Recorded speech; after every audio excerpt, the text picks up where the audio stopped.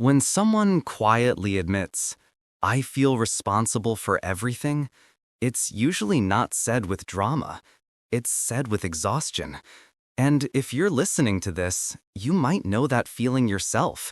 The sense that if you don't keep everything steady, something somewhere might fall apart. Maybe the world doesn't see the pressure you carry, but you feel it constantly, like a background hum in your mind that never fully shuts off. This experience is far more common than people realize. Many individuals walk through life with a kind of enlarged sense of duty, a belief that outcomes depend almost entirely on them, not because they want control, and not because they enjoy the burden, but because somewhere along the way, they learned that being responsible was the safest way to move through the world. In psychology, this pattern is often described as inflated responsibility, a term used in cognitive behavioral research to describe the belief that one's actions, or even one's thoughts, have an outsized impact on events. Paul Salkovskis, whose work on responsibility appraisal shaped much of modern OCD and anxiety research, found that people with this pattern assume that preventing harm is entirely their personal duty. Even when logic says otherwise, the emotional weight still settles on their shoulders. But this idea isn't limited to clinical settings. It also overlaps with broader personality traits. Julian Rotter's foundational work on locus of control in the 1960s showed how people learn to place the causes of life events either internally or externally. For some individuals, the internal locus, normally associated with confidence and agency, can stretch too far. It shifts from empowerment into overextension, where every problem feels like a personal obligation. More recent studies add another layer. Research in social cognitive psychology shows that people who hold chronic responsibility beliefs often experience heightened error monitoring activity in the brain, specifically in the anterior cingulate cortex, which becomes more reactive when individuals feel accountable for negative outcomes. In other words, the brain becomes trained to stay alert, always anticipating what needs to be prevented. But here's what matters most. People who feel responsible for everything are not flawed. They are not broken. They didn't end up this way out of weakness. These patterns usually develop slowly, shaped by experiences, environments, and expectations that taught them, often without anyone ever saying it directly, that staying responsible was the safest way to be. When we look at where this pattern begins, it often traces back to early experiences, sometimes subtle, sometimes overt, that taught the mind to overtake responsibility. Childhood can be surprisingly instructive in shaping these habits, particularly when a child assumes duties that go beyond their age or developmental capacity. Some children grow up in environments where they become caregivers for siblings or emotionally for their parents. This isn't just about chores. It can involve monitoring moods, preventing conflicts, or managing household stability. Psychologists call this parentification, and research consistently shows that children placed in these roles often carry a heightened sense of duty into adulthood. Family dynamics also play a role. Birth order, for example, sometimes influences responsibility patterns. Firstborn children often absorb expectations to set the standard, be the reliable one, or act as a bridge between parents and younger siblings. Over time, this can become internalized as a personal rule. To maintain order, one must always act. These expectations, though subtle, leave a lasting imprint. Attachment research provides additional insight. John Bowlby and Mary Ainsworth's work on attachment shows that children exposed to inconsistent caregiving, where support is unpredictable, learn to anticipate instability. One way the mind copes is by trying to control outcomes, often through hyper-responsibility. If the child can foresee and manage potential problems, the unpredictability feels more manageable. Over time, this adaptive strategy can transform into a rigid habit of overcarrying responsibility. Cultural and environmental messages amplify these patterns. Many societies value self-sufficiency, reliability, and the ability to endure without complaint. Children exposed to these messages repeatedly may internalize the belief that their worth depends on how much they can manage or prevent for others. Observing caregivers who never rest, who tie their value to usefulness, also provides a template. Children watch, learn, and emulate, even unconsciously, that responsibility equates with safety and love. At the core of this learning is a simple, if exhausting, logic. Handling everything feels like protection. The mind whispers, often without conscious awareness, "If I manage this, nothing will go wrong." Over the years, this belief solidifies, forming a lens through which the individual experiences nearly every interaction and decision. What starts as practical vigilance in childhood gradually becomes a pervasive, sometimes invisible adult burden. Living with excessive responsibility isn't just about what you do, it's about what happens inside. People who carry this weight often experience a continuous undercurrent of mental tension, a state where the mind is constantly scanning for what could go wrong. It's not deliberate worry, it's a form of hyper-awareness, a kind of emotional vigilance that never truly rests. Studies on generalized anxiety disorder show that individuals with inflated responsibility tend to overestimate both the likelihood and severity of potential problems, and they feel personally accountable for preventing them, even when the situations are beyond their control. This constant anticipation produces emotional fatigue. The mind and body operate almost like a car running on high alert, with little opportunity to downshift. Guilt often becomes the default emotional setting, ready to flare at the slightest perceived mistake, or even when there is none at all. Neuroscientific research indicates that this overactive guilt response engages the same brain networks involved in threat detection, further reinforcing the connection between responsibility and anxiety. Perfectionism frequently accompanies this internal landscape. Studies, including Frost and colleagues' work on maladaptive perfectionism, link this trait to inflated responsibility. Every task, no matter how small, is measured against impossible standards. Mistakes feel catastrophic, not because they are, but because the mind interprets them as evidence that it failed to protect or prevent harm. This perfectionism isn't motivated by vanity, it's motivated by the belief that failure equals danger, either to oneself or to others. At the same time, there's a tension between genuine care and the weight of overcarrying. The desire to help, to be supportive, is real and healthy, but it becomes entangled with a compulsive sense of duty, where the individual feels they must step in to prevent disappointment, conflict, or harm. The result is an emotional push and pull, the satisfaction of helping, overshadowed by the relentless pressure of never letting anything slip. Over time, this internal landscape shapes not only how the person feels about the world, but also how they understand themselves, their value, their identity, and their role in every interaction. One of the ways this pattern sustains itself is through certain thinking habits, cognitive distortions that quietly amplify responsibility beyond reasonable limits. The first of these is an exaggerated sense of influence. People with this mindset often interpret outcomes as a reflection of their own actions. If something goes wrong, it must be because they didn't do enough, even when external factors play the primary role.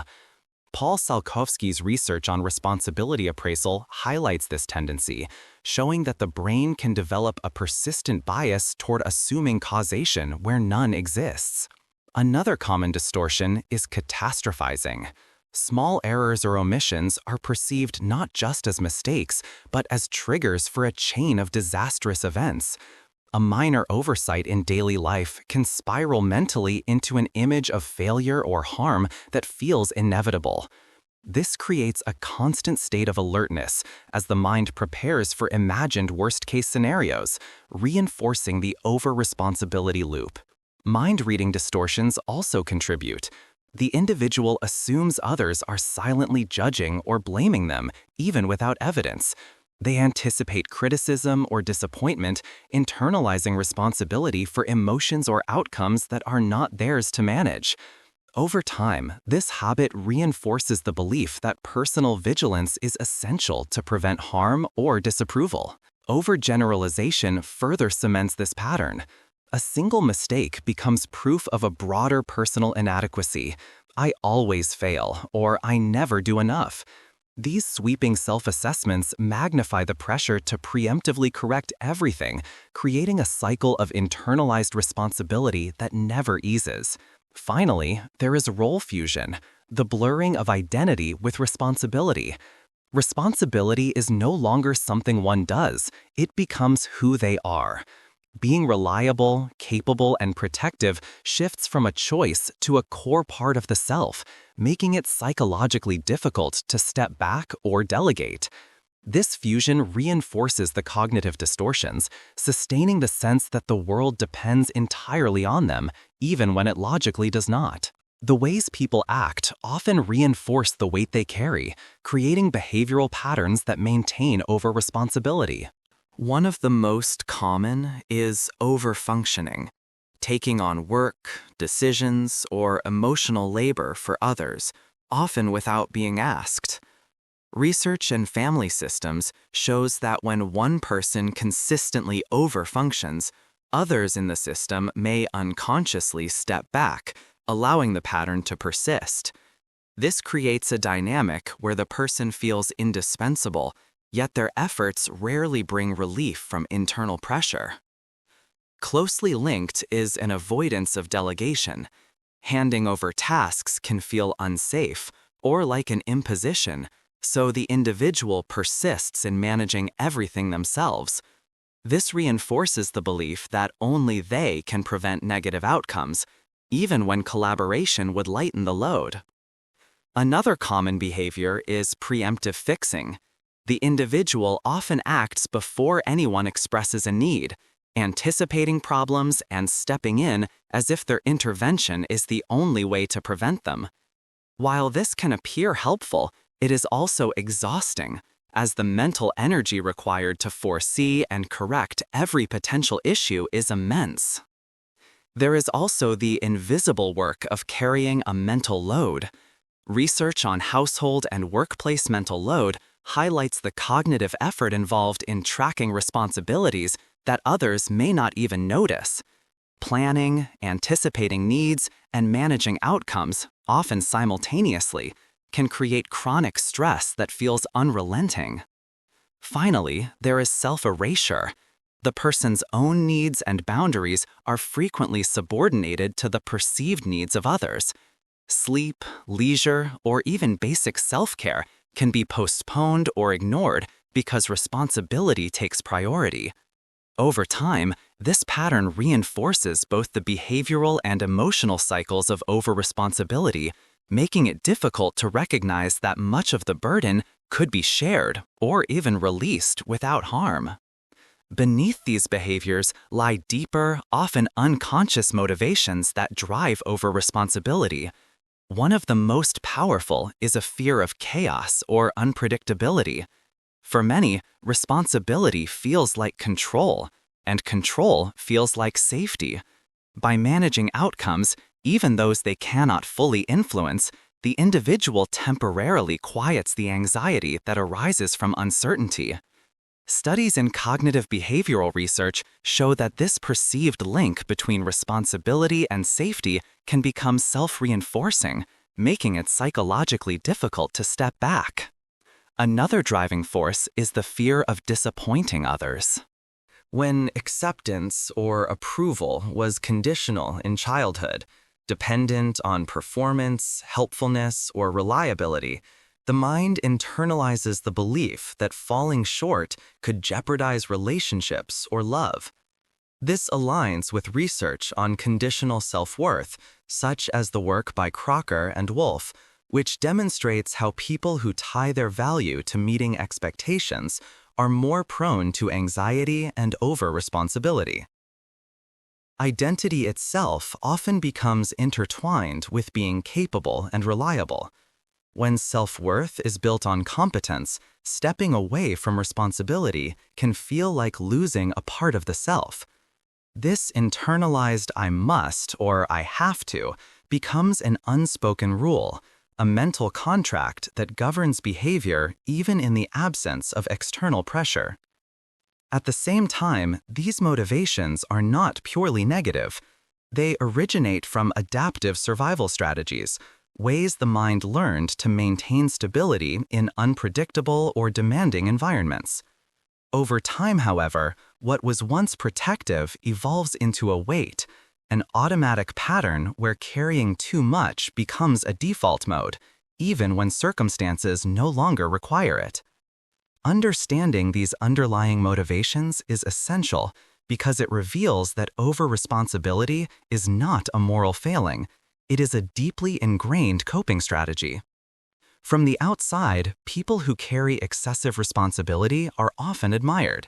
They are seen as reliable, strong, and dependable, someone others can count on when situations become difficult. Families, friends, and coworkers may unconsciously lean on them, trusting that they will step in, manage challenges, or solve problems. This external perception, however, rarely reflects the internal struggle. Despite appearances, the individual is often experiencing invisible distress. Their actions may be interpreted as controlling, perfectionistic, or overbearing, even though the intent is simply to prevent harm or maintain stability. Research in interpersonal and family systems, including Bowen's work on role patterns, shows that these individuals often occupy a role where their contributions are assumed and the emotional or cognitive cost they bear goes unnoticed. The result is a subtle misalignment between internal experience and external perception. Others see reliability. The individual experiences exhaustion. Acts meant to help can be misunderstood, and their needs frequently remain invisible. This dynamic can reinforce the pattern of over-responsibility.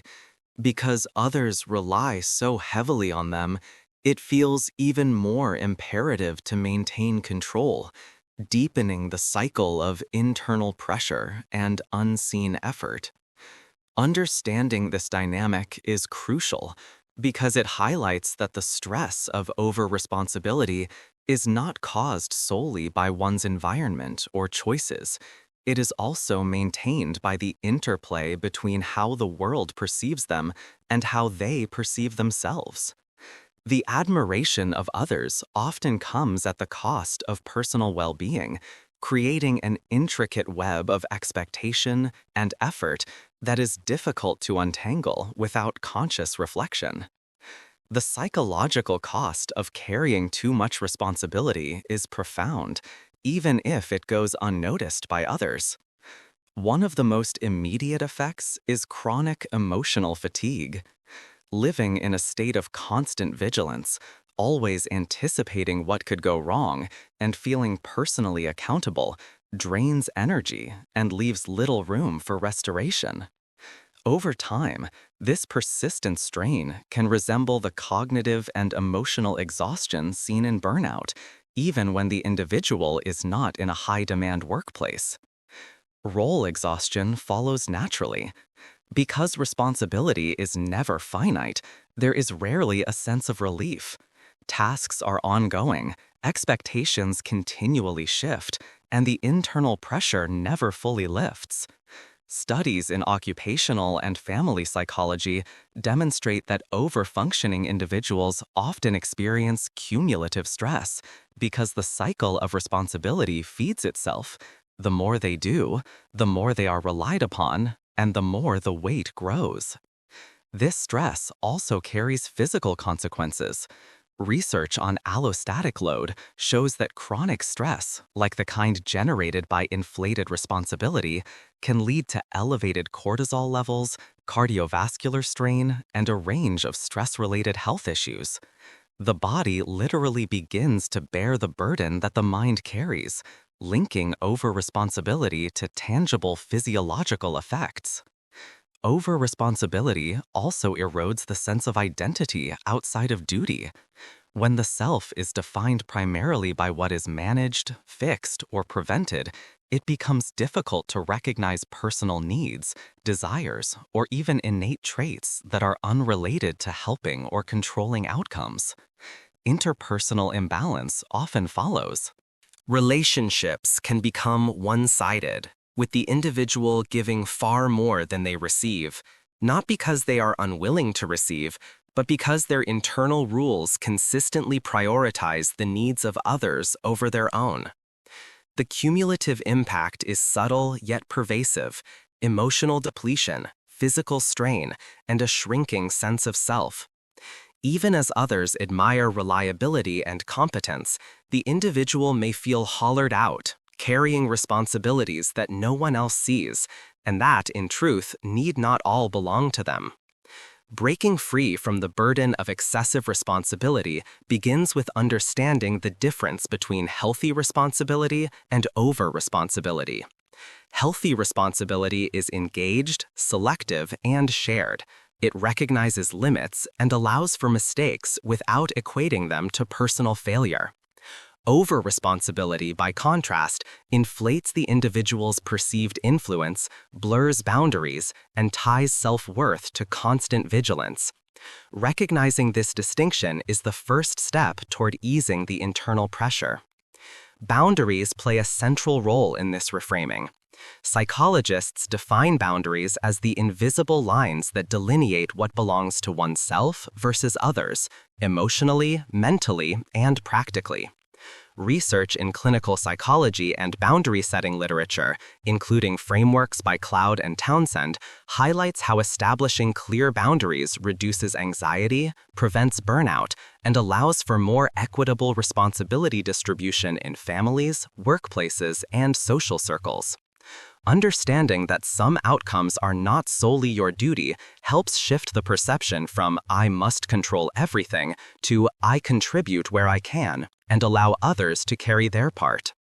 Shared responsibility is another critical perspective. In family systems, workplace teams, and communities, responsibilities are naturally distributed. Accepting this reality is not selfish, it is realistic. Cognitive behavioral therapy research demonstrates that reframing beliefs about personal responsibility, evaluating which outcomes truly require one's intervention, can significantly reduce anxiety, guilt, and the compulsion to overfunction. Finally, gradual cognitive reframing helps to dismantle the internal rules that perpetuate over-responsibility. By consciously examining thoughts like, "If I don't do this, something bad will happen," and challenging their accuracy, the mind can learn new patterns. Studies on responsibility appraisal and CBT interventions show that over time, individuals develop a healthier, more balanced approach, one that allows them to engage fully where it matters, without carrying the weight of the world on their shoulders. This process is not about removing care or diligence. It is about recalibrating responsibility so that it serves well-being, not just duty. It is a shift from relentless overfunctioning to conscious, sustainable engagement with the world. Imagine what life could feel like if the constant weight of over-responsibility began to ease. It doesn't mean a dramatic change overnight or the disappearance of all obligations. Rather, it is a subtle, steady loosening of the internal pressure, a sense that not everything depends solely on one person. The mind no longer races to anticipate every possible problem, and emotional energy is available for experiences that were previously crowded out by duty. In this state, emotional pacing becomes more natural. Life feels measured rather than relentless. Decisions are made with clarity instead of compulsion, and one can respond to challenges without carrying the entirety of their potential consequences alone. Relationships begin to feel more balanced, with care and support flowing in both directions. The burden of always stepping forward is replaced with shared engagement, where giving and receiving coexist without guilt or constant vigilance. Identity expands beyond responsibility. The sense of self is no longer defined by what must be fixed or managed. Interests, passions, and personal desires regain space to exist, forming a more holistic understanding of who one is. This broader identity is resilient, able to handle uncertainty without overcompensation. Psychological research on resilience and well-being suggests that this balance is not just a relief, but a source of stability. When responsibility is carried appropriately, acknowledged but not inflated, the individual experiences a grounded, sustainable sense of competence and care. Life becomes less about constant vigilance and more about presence, allowing a person to engage fully with the world, with clarity, energy, and a sense of wholeness that comes from carrying only what truly belongs to them.